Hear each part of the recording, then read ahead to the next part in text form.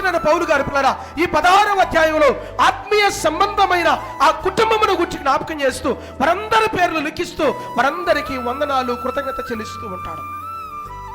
ఏ వ్యక్తికైనా 2 కుటుంబాలు ఉన్నాయి.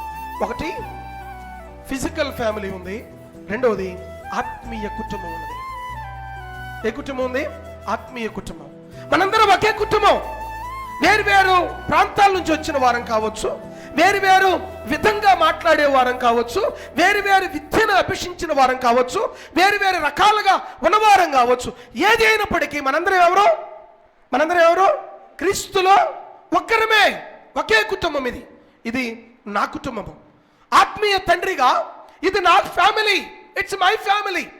మీ కొరకు ప్రార్థన చేయడం ఆత్మీయ తండ్రిగా నా బాధ్యత. మీ కొరకు దేవుని సన్నిధిలో కన్నీరు కార్చడం, మిమ్మల్ని గురించి దేవుని సన్నిధిలో విజ్ఞాపన చేయడం, మిమ్మల్ని గురించి